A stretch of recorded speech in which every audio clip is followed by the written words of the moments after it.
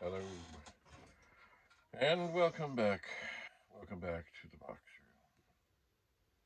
I have not been recording. It's funny, as I was starting to think about this, it's almost like, and I don't go to confession, I'm not of the faith that would go to confession, but it's almost like, yeah, I haven't been able to record in a few days, and here I am to confess that I haven't been able to record for a few days, but it's not, it's just, anyway, we had lots of things going on, and it's funny, if you're going to be out of town, it really isn't the time to broadcast that, hey, I'm going to be out of town. You tell people after you come back, in case someone was thinking of doing stupid things. Somebody I know who I used to be married to would love to put up all these things online and basically say, hi, the house is not protected, come on over. As they say on Pawn Stars, the old man used to say, some people's children. Anyway, we had a wedding to go to, and I had a car thing to fix, and of course I have to get ready for the World of Commodore, which is happening December 2nd and 3rd at the ADMIRAL Inn in Mississauga, Ontario. Do check the TPUG website, Google World of Commodore 2023. You can save some money by registering ahead of time, and it'll be wonderful. And I don't know what's happening with the online thing. I know there will be an online presence or YouTube or something or other. I hope, as they say, make sure the sound is good. So I'm hoping that will come together nicely. I like these little microphone things. Remember, the big microphone, it's doing nothing, but it gives me a little place to mount the other microphone. It does something. And of course, I have another microphone on my shirt. And they're all working together. Anyway, I have been rather exhausted from this long drive, celebration, yay, wedding, drive back. And then yesterday was a whole other thing. Anyway, we'll get to that. It was a car adventure. And just like anything, when I fixed the 2031 that hadn't been working in more than 30 years, it was painful. All the desoldering and switching and but when it works, it's like, wow, it was all worth it. And that, too, is similar with other things when we try and fix things. If we try and we fail, it's annoying. If we try and we succeed, all the pain goes away. Anyway, so while on this trip to kind of the Ottawa area that I don't know where I was, I just put addresses into my phone and it took me there. A lot of rural roads, back roads, other things. If I didn't have the phone, I never would have found where I was going at all. Anyway, before I got down, I did see people who were advertising, yes, a Commodore 64. And just driving all the boxes, and their price was reasonable, and I checked and stuff. And they said, well, we have another pair that haven't been tested. We're asking $70 for them. So I was thinking I might try and get it all, but anyway, the other one sold before. But I said, okay, I'll do the ones that don't have the boxes and aren't pretty, and you know. Now, of course, it's all untested. And, oh, by the way, of course, I have to get this area cleaned up because I got to look at the 1571s. Hasn't gone well. Anyway, so what have I done? Huh. Okay, so yes, indeed, I had a relative pick up this Commodore 64 and disk drive that needs to be checked out, and you never know what you're going to find. Anyway, so as soon as I looked at it, I said, oh my god, it's a silver label 64. Look at that. And it doesn't have screws in it, but and the top looks pretty good. Anyway, when I opened it up, okay, it's attached, but it's not the early board. So it is, parts, leftover parts. Have I tested anything? No. So I'm going to unplug, I'll show you the board. I'm going to unplug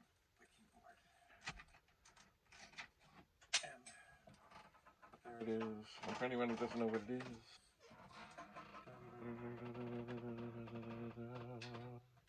it's a Silver Label 64. One of the first to come out way back when, before they switched to the rainbow.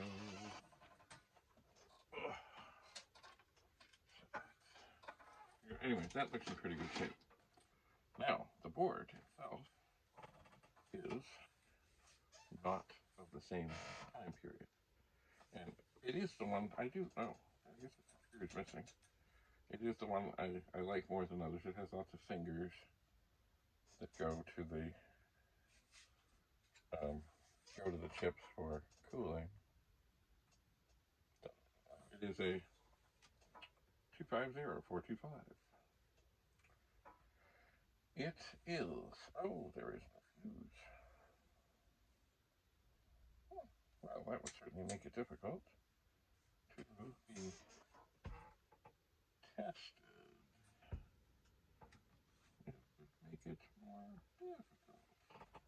Now, it does look, just from the way the fingers are bent, that most everything interesting is in a socket. So, anyway, this needs to be assessed. So, I will unplug this 64, but before I take it away, I will take a carefully calibrated fuse removal device, otherwise known as a Phillips screwdriver. I will put it underneath the fuse and gently pry and steal it. Oh, now, okay, I'll put that up there with Mr. Dixon. Now, I suppose, I will pop in the fuse. Fuse. Oh, I suppose it's possible that I might have to remove this shielding to just see. It looks like all the chips are in there, but are they in there? I don't know. And there are some screws I'm missing, but that's okay. I think it's just going to take 3.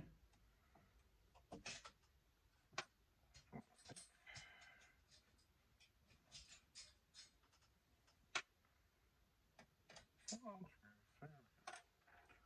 And we can take off the shield. It does look like there's been some extracurricular sort of bending on this shield. It looks, the fingers don't look like in their factory positions, but that's okay. It's all about heat dissipation, because heat is the enemy. Anyway, so I will put this up here, if it would be good enough to stay there, and then look at the board, and indeed, every single significant chip is socketed. Every single one.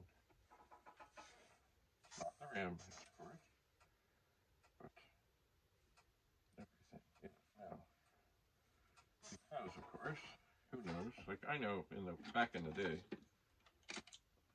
dealers would send 64s back to Commodore, and they did not have the right chips in them in the right configuration. They didn't care. They just filled it with something.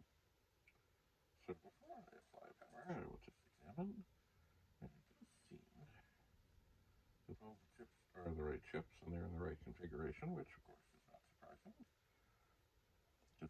No one's been sending anything back to Commodore for a long time. So, Mr. Dixon, it's time for you to go.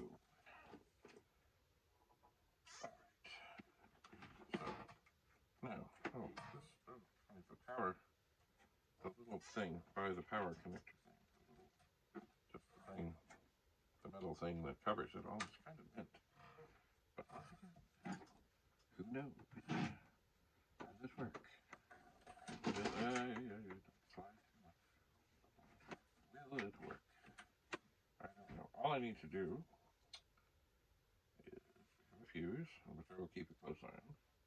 We have it plugged into power, and we have the monitor ready.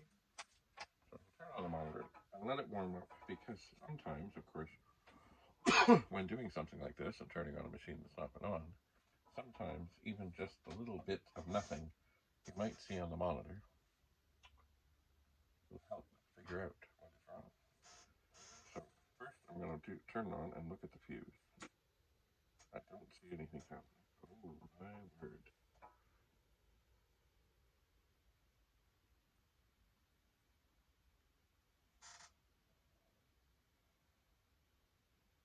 Wow.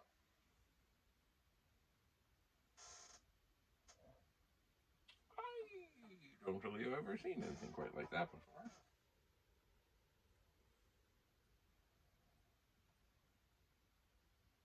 That is something. Alright, I'm going to take my finger, put it on ship things, and see if there's anything that in this short period of time is feeling overly warm.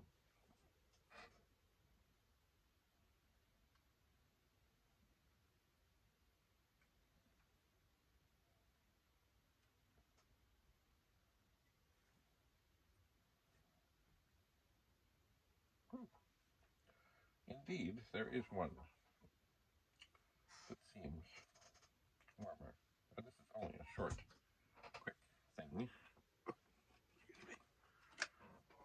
At first, I'm also wondering, is this going to look the same when I turn it back? It is not. Everything is gone now. We'll try that again. It's different. Alright, I'm just going to stick the diagnostic cartridge in here to see what we can see, if it does want to actually do anything. And I am suspecting that it will not. And indeed, it is not doing anything of significance. It is not.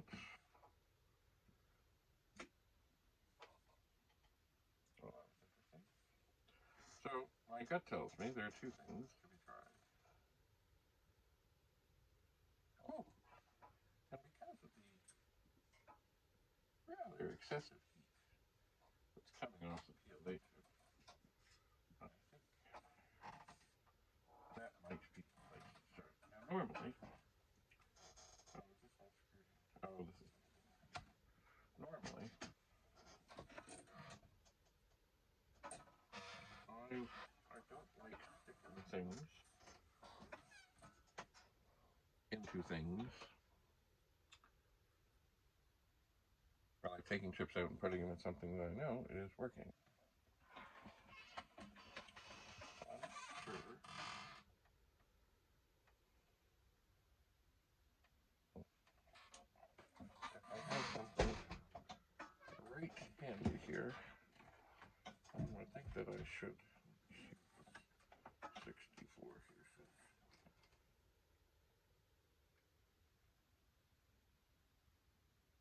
And of course, did I say how much stuff was inside? I did not. Oh, this one. I can't open this one. It's never been opened before. The Commodore warranty sticker is there. I can't do it. And that is a small board. I know. I have one. I had one around here. Maybe I took it downstairs where I'm taking things that are good. Oh well. Let's try it again.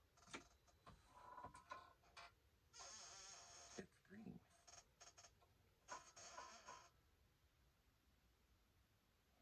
So my best guess at this moment is PLA, which is getting remarkably warm for the video chip. Now, there's always the possibility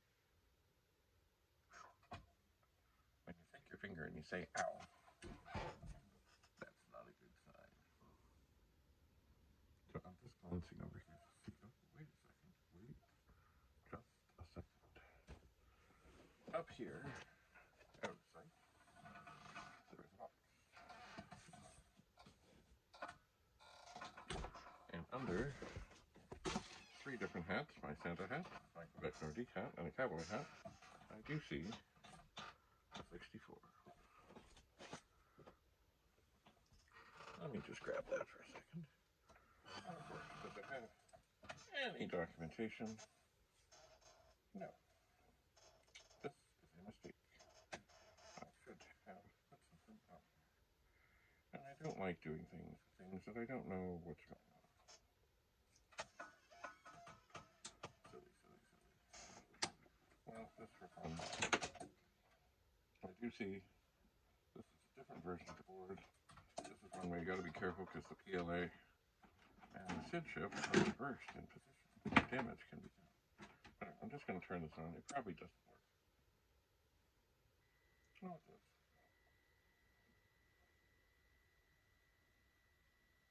Well, it's making a lot of noise.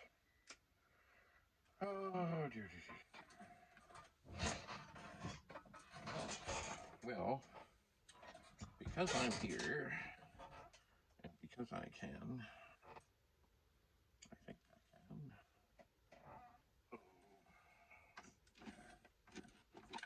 I gotta grab this. And search for an appropriate screwdriver.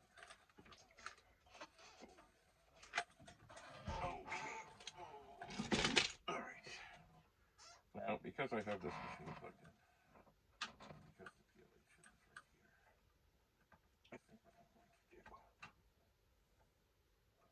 with great care and reverence, I'm going to pull the PLA chip out.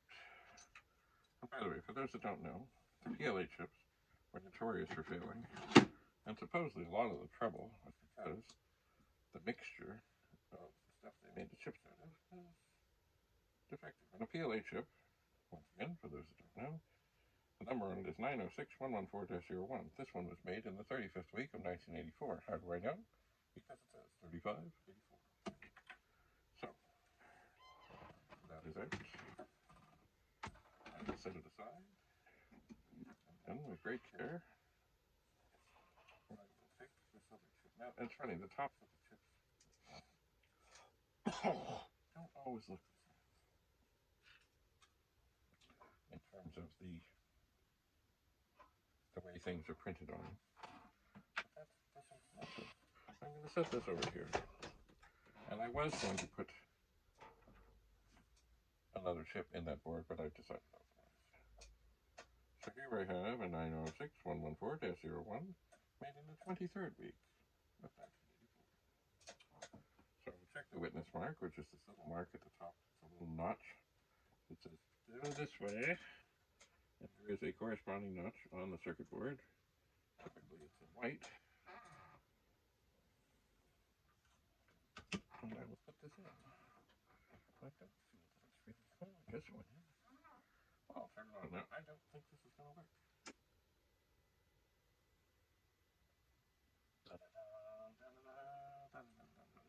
And it doesn't. Aha. So now, and this was not uncommon, now I will take the PLA chip from the one I just took it out of. And I will put the power back in here. I will put the video back in here. And I would like to think it is as simple as that. I'm going to look at the camera and not at the video monitor and see what comes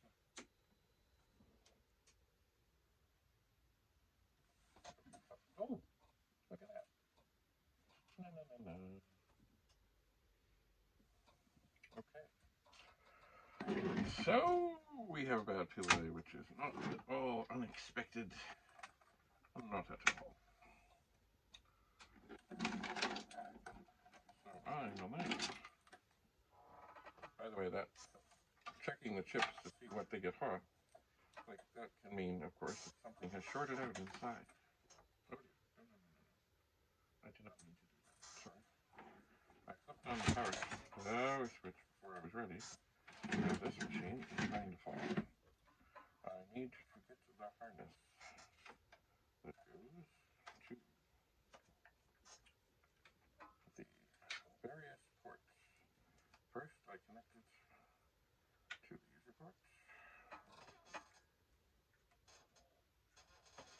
Why can't I do this? Oh, I have a second. Okay, joystick. Make sure there's good and tight.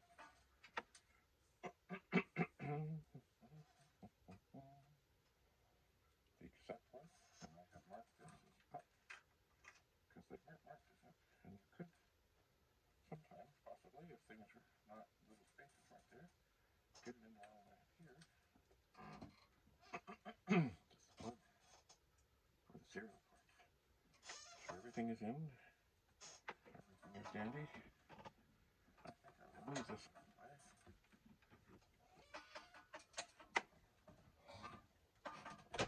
Set it over there. Up, because the cables are weird at times. I'll put some tape around to make sure that it doesn't fall. We have something better. We have here the remnants of a Commodore 64 power supply that was defective. And it will hold the machine up just dandy. And then we'll turn it on. And that's diagnostics, right?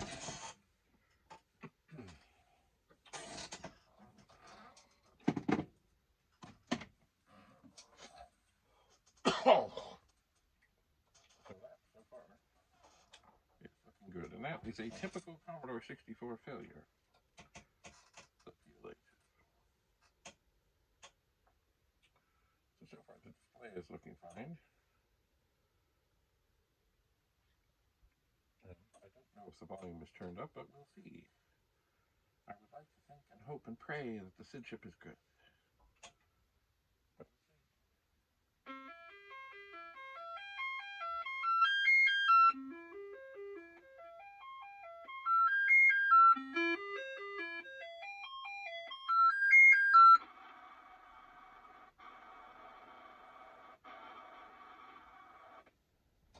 and indeed, the SID chip is good. And it comes up with no trouble or anything else. So it does seem.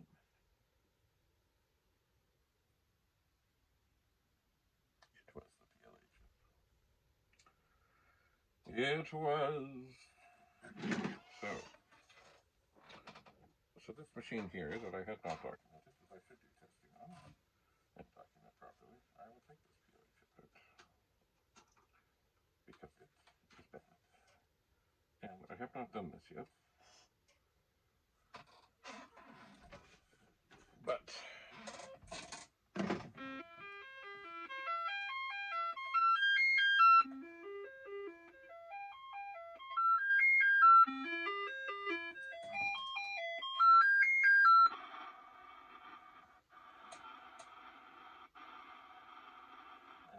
I have not done this yet. But what I have been thinking about doing with bad chips is to put them on my helmet. And how would I do that? With hot glue. Now down here, I know I have tucked away here one thing. There's too much stuff here. Too much stuff. It's a solder iron. And wires are kind of keeping me from doing it, but I know that's a solder iron. That is not what I need. But down here is in fact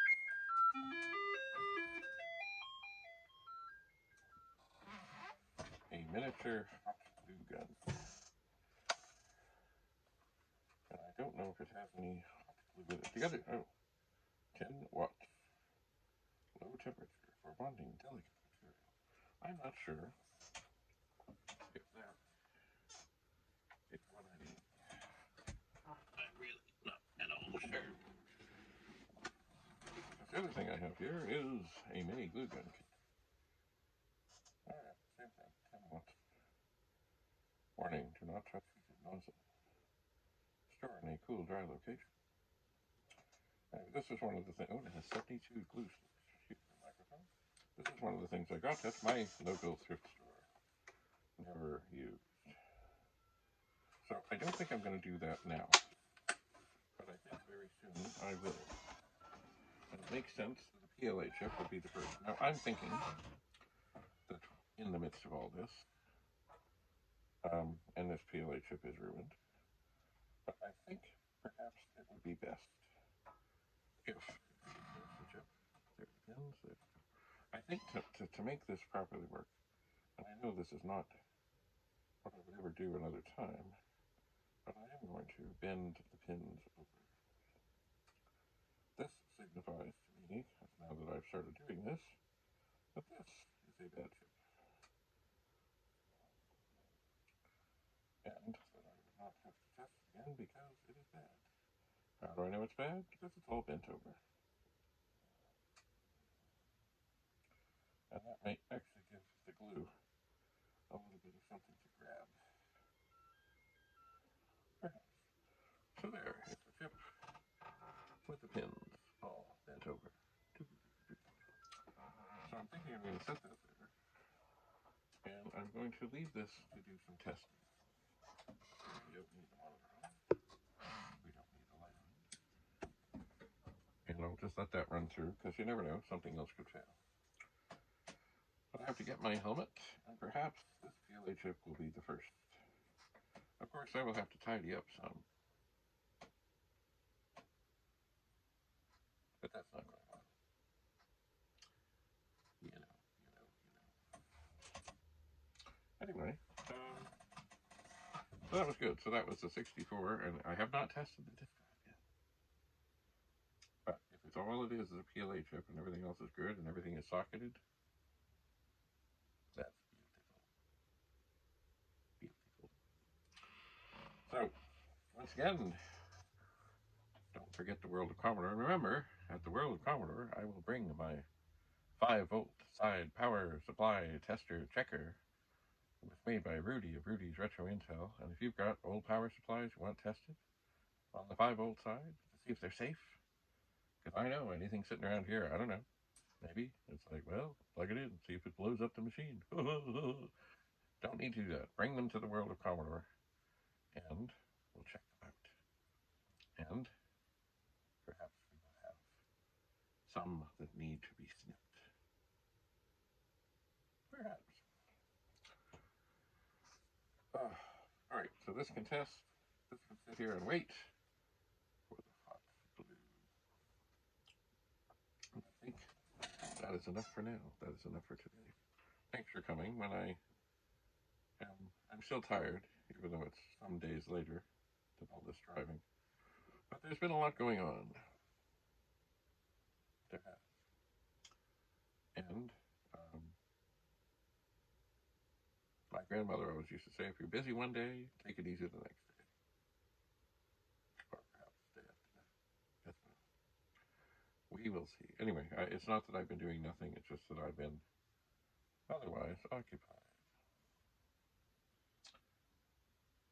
Anyway, I really got to get this space or some other space tidied. And I like it to be here, because it's, it's all good here. Anyway, enough for now. Thank you for coming. And I hope some of this was helpful, but, with most old 64s, the first place to start is the PLA. It just is. But if it's not in the socket, and it's not getting extraordinarily hot, it's still best to check anything in the socket to see what you have that's good. And indeed, of course, there can be multiple failures. So Best thing I find, take another 64 with everything in sockets that you know is working, and one by one by one by one by one, swap things in and see what's what, and see, maybe have the diagnostics run, maybe have others, just try things and narrow it down. But the PLA chips were known to be a common failure, and as I said, they grew some funny microscopic purple slime stuff because the mixture was off. And apparently Bill Hurd has looked at this slime through a microscope and said, oh yeah, look at that. Now, do they all fail? No, but there was a lot more of them that failed. There was. Anyway, that's it for now. I've got to charge the phone, and I've got to get to downloading and uploading and copying and figuring and sorting and fretting and stewing, and maybe I'll eat something. So thanks for coming. There will be more episodes, more stories, more intrigue.